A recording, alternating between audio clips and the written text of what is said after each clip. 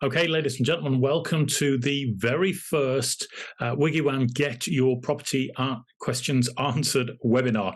A bit of a mouthful, but I wanted to take the time to kind of do like a weekly webinar where people can come along and get their most pressing questions answered when it comes to moving home.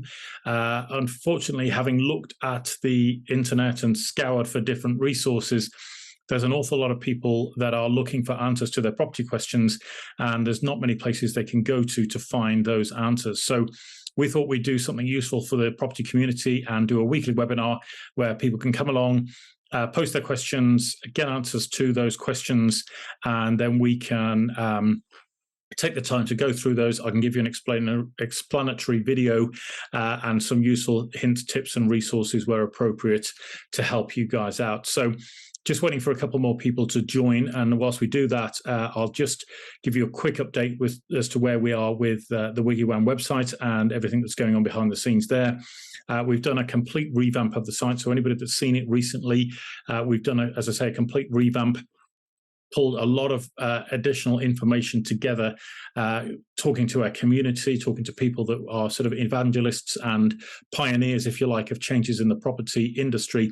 We pulled all of that information together into the site, and it's something that I'm really proud of, and I really encourage you to join and get on board with our community. So just simply go to wiggywam.co.uk and you can access a free profile there to join our site, and you'll be able to find out a lot more information. And we've built in a special learning center into the site that will allow people to access a bunch of training videos that we put together to help you with your moving journey. So that's a little bit of an update there. Just also to let you know that a lot of sites like Money Saving Expert, if you go on the forums there, you'll see an enormous amount of questions, millions of people that are on there looking for answers to their property questions. So if you've got people that are struggling right now that you know about, refer them to our webinar and we can answer the questions in person to help them along with their journey. So that said, let's get on with the first couple of questions that have been asked this week, and I'll give you a comprehensive answer to them. So first question that's been submitted by Jane. Jane says, should I exchange and complete on the same day? That's a great question, Jane. Let me answer that as succinctly as I can and say no. That would be my advice to everybody. Now, let's give you a little bit of background as to why I've given you that answer of no straight away. And it's because the exchange part of the deal in a property transaction, if you're buying and selling, the exchange of contracts is the part where everything becomes legally binding, okay? Now, up until that point of exchange, anybody can pull out of the deal and there's nothing you can do about it. And this is one of the things I cover in our new book that's shortly to be released called Home Buyer Secrets, which is centered around why you should have a gap between exchange and completion. And what happens is a lot of the solicitors like to try and do exchange and completion on the same day. Now, completion is when you actually physically move house, okay? And they like to do exchange and completion on the same day because there's less risk of somebody dying in the process. And that might sound like an extreme thing to say, but trust me, it does happen. And when a party dies between exchange and completion, that causes all sorts of headaches. So as I say, the solicitors always want exchange and completion as close together as possible. And what they try and do is to funnel everybody into exchanging and completing on a Friday because that's their completion day. And then what happens is the solicitors involved, particularly if we're in a chain, there could be 3 or 4 or 5 different solicitors, all with different banks, and they're trying to get this trail of money from right at the very start of the chain all the way up to the very end of the chain on the same day. And occasionally you can have situations where that money doesn't arrive for either the top 1 or 2 people in the chain, but they've got to move out of their house because they've actually sold it and the solicitors received the money and they sent it up the chain further on. But because they don't receive the money on time, they're technically homeless over the weekend. So solicitors go home at 4 o'clock on a Friday and nobody knows, whether or not these people at the top of the chain can actually move. And it just creates stress and headaches and goodness knows what else. And people do it because they want the weekend to move into the house. And I totally understand all of that. But if you want to take my advice, get an exchange of contracts in. You can exchange on a Friday, that's not a problem at all, but get an exchange of contracts in as early as you can in the deal, and then set your completion date. I would go for, say, 14 days afterwards, but you can do 28 days afterwards or longer. And the reason being is that time period in the middle gives you a chance to book things like your removals or confirm your removals, and know for certain that the deal is going to go ahead, so that you've not got all this pressure on. Because I have known deals, guys, that have fallen through on a Friday afternoon when everybody's packed everything up into the removals van, and all of a sudden it's like, actually, the deal's off. It might happen on Monday, it might happen on Tuesday the following week, but what an enormous amount of stress to go through just to try and get that deal done. Okay, so exchange I would do on a Friday or as soon as you can in the deal, and then give yourself at least 14 days between exchange and completion in order to move. Personally, I would look at moving on a Thursday. Okay, and then take the Friday off work, and that will give you 3 days to move in, and you'll have less hassle trying to book removals, and you'll have less hassle with money going missing in the chain. So hopefully that answers that question for you, Jane, and you'll take my advice on board and hopefully have a really sweet moving experience. Okay, so let's go on to question number 2, guys. Here it is. This one's from Bob. I've had a survey done and it's highlighted £20,000 worth of work to be done. What should I do? Okay, Bob, great question. And this is something that we see quite commonly as surveyors and also estate agents in a transaction. And this is why I always encourage people to have a survey done on a property. Now, very quickly, to give you some background and some context, a lot of people don't realize that a survey is not a survey necessarily. You might be having a mortgage valuation done, but that's not the same as having like a home buyer's or a building survey done on a property. And the older the property, the more you want to spend really on the survey by having something like a building survey, because that's going to hopefully flush out all of the problems in the property and put it in a comprehensive report. Now, again, people don't like spending money on these surveys and evaluations because there's always a risk that until that deal's exchanged, they're not going to get that money back if the deal falls through. So they tend to scrimp and save, or they make the assumption that there isn't anything wrong with the property because they've walked around it and there's no obvious signs of cracking, in the brickwork, or there's no obvious signs of problems within the property. So they literally just assume everything's going to be okay and they just proceed to blindly buy it. I've seen many instances in properties, guys, as a surveyor myself, where people have tried to cover up problems, where they've literally papered over cracks in the wall just to try and hide them. I've seen it where bedrooms have been completely replastered to try and hide massive cracks in the wall. And then you open the cupboard door, that's, for some built-in cupboard, you open that door and there's a huge crack that's in the wall there. So it's always worth spending the time, effort and money and getting a competent professional to look at the property for you. And that should hopefully highlight any errors or issues with the property in a report.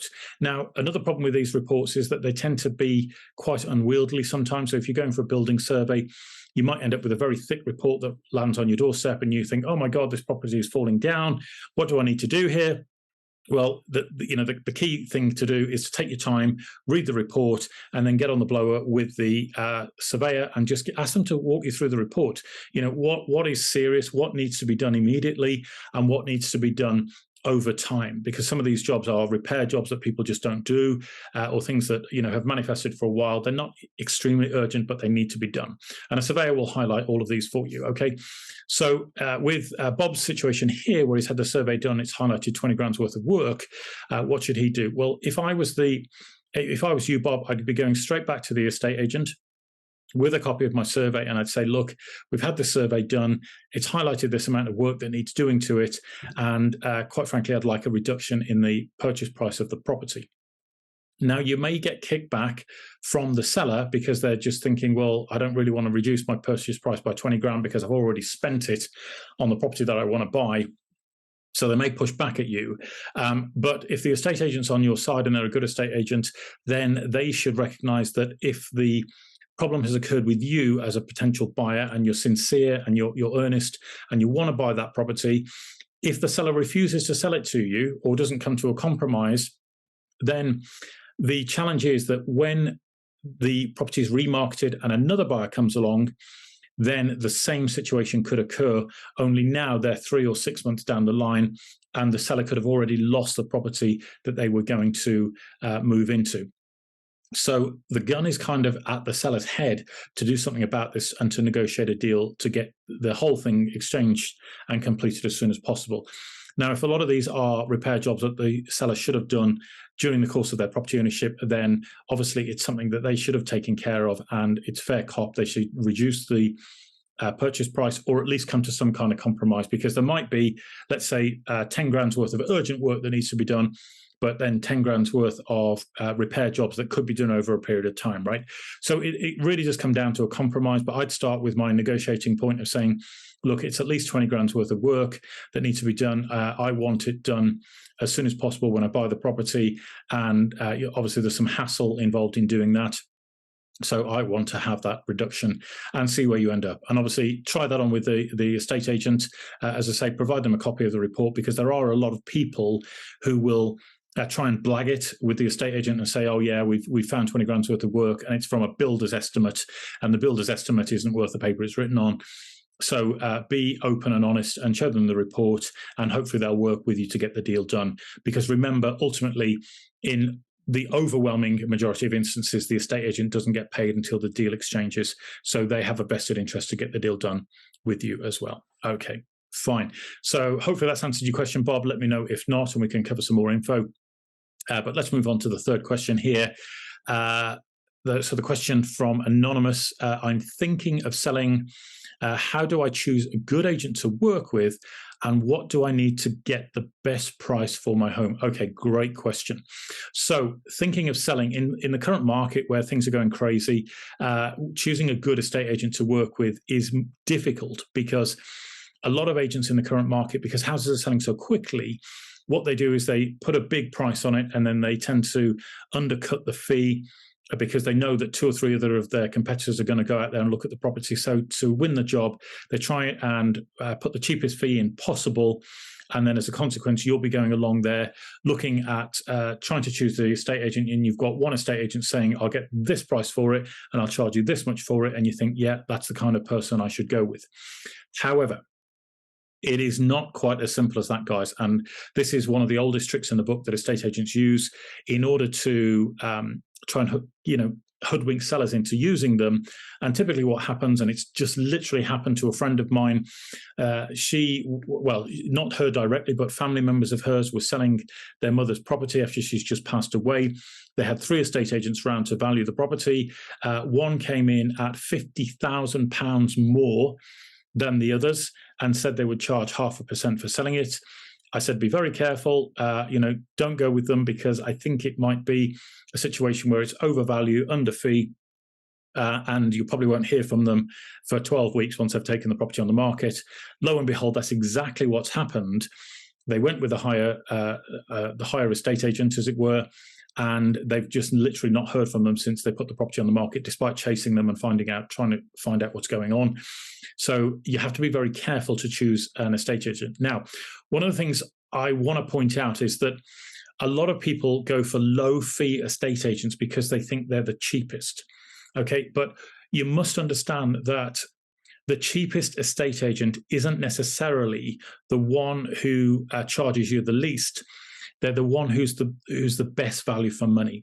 And what that means is they have to use their negotiating skills and their experience in the industry to get you the best possible price they can. And that's difficult to evaluate if you've got one estate agent that's offering to get you way more than everybody else is saying, and they're offering to charge you a cheaper price. But I would solve this by going to interview a couple of estate agents, go and have a chat with them, and ask them how they work, and then get them to come and have a look at your property. Invite 3 or more agents to come and have a look at your property, and to grill them on what they're going to do to sell your property, and what timescale they're going to be working towards, and whether or not you're going to be tied into a 12-week marketing agreement, which is typically what a lot of agents do. And then they spend that 12 weeks trying to get you to reduce the purchase price of the property, or the selling price of the property, so that they can attract a buyer that will buy it at a sensible figure. And you'll tend to find that's usually what the other 2 agents have valued it at. Okay. So that's a little bit of background on finding a good agent to work with. I would always tend to go with experience more than deciding on fees. How long have they been in the area? How long have they been an estate agent? Can they share with you some success stories of clients that they've worked with previously where they've sold their properties and they've done a good job? Referrals and testimonials are always good to refer back to. And if you can speak to those people, even better. Okay, and then what do I need to do to achieve the best price for my home? Well, a couple of things you can do here, guys.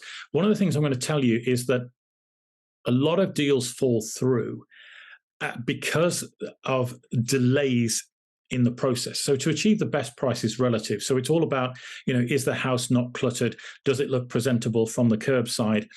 Is it inviting and going to invite people across the threshold to look at it? Because if none of those things are correct, and the estate agent should be guiding you on these, but if the house doesn't look right, if it looks ugly or scruffy, or it looks like it needs a lot of repair work doing to it, then it's going to be very difficult to attract a buyer across the threshold that's going to pay the best price.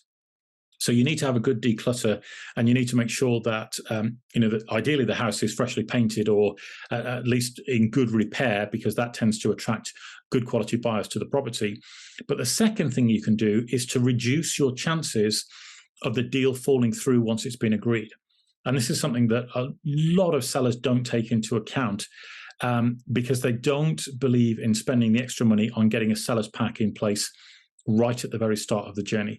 And this is something that is instrumental in the current market, where deals are taking so long to get to exchange of contracts. You need to have a seller's pack in place. And what the seller's pack does, guys, is it gets all the information together that you need to sell that property, and it's right up front. So when you're selling a house, you're going to have to provide a lot of information to the buyer's solicitor: fixtures and fittings forms, property information forms, the title deeds to the property, etc. All of this information needs to be provided at some point during the course of the transaction. And what most people do is they instruct their solicitor, the solicitor tells them what they need to do, they send them a whole bunch of forms, and then 4 weeks can pass before those forms have been completed and returned to the solicitor. That's 4 weeks of delays, right? And with each week that passes, there's an ever-increasing likelihood that the deal will fall through. So what you're better off doing is doing all of that work up front before you put the property up for sale, or when you put the property up for sale. And that's what's called a seller's pack. And having that seller's pack up front is going to help you to provide more information up front so that the deal can get off the line a lot quicker once you've agreed that sale. But also your buyer is more informed about what they're buying. So they can't claim, oh, I didn't know it was a so-and-so property, because they've actually got all the information up front, right? So that will help you to get the best price in the shortest time frame possible. And hopefully that's given you a really good idea of what you need to do to sell your property quickly with a good agent and get the best possible price for it. So I've only chosen 3 questions to work with this week, guys, as it is the first webinar, but I'm really pleased that you guys are joining us on this journey. We are here to revolutionize the property industry, and that's a bold claim to make, I appreciate, but I'm really convinced that there's a better way of doing things. And together as a community, we can make that happen. And that largely involves a lot of the services that WiggyWam are offering to the marketplace, in terms of things like sellers packs, in terms of things like Twin Search, which is our new searches option that's being offered to our community, which is going to revolutionize the way sellers packs are put together. That's even things like condition surveys being done up front. And again, I'll just tag that onto that last question. Having a condition survey done up front, guys, can really help you highlight whether or not there's anything wrong with the property that you need to fix before it goes on the open market, so that you can rectify those issues so the surveyor won't pick them up, and then you haven't got to get into the situation that Jane asked at the start, that Bob asked, which was, we've had the survey done, they've highlighted all this work, and should we reduce the purchase price of the property as a result? So those are the sorts of things that we are bringing to the marketplace, guys. We're super excited that this is going to be a better way of doing things. It's going to slash transaction times in half. It's going to massively reduce the stress and anxiety that sellers and buyers have to experience. And it's going to make the moving process easier for agents and conveyancers alike. So if you want to be part of that movement, guys, get yourself across to wiggywam.co.uk, and on that homepage there, there'll be an option for you to join. Set yourself up a user profile as quickly as possible. There's options to send me a message or a question, or to book in a call with me, and I'll get back to you as quickly as I can on those. But I'm really excited to invite you to be part of this journey. It's something that's long overdue, considering this is a 300 billion a year industry that is just grinding to a halt, and it's painfully slow, and everybody's fed up and frustrated and sick to the back teeth of delays and lack of transparency. So let's work together. Let's revolutionize the industry together. I'm really excited to join you in this journey, and we're going to make some massive changes to the industry. So that's the end of today's webinar, guys. Hope you've enjoyed it. Please feel free to invite your friends and family to next week's webinar. They're all going to be held at the same sort of time each and every week. And yeah, looking forward to seeing you on one in the near future. So I'll say goodbye for now, and thank you for joining me. See you very soon.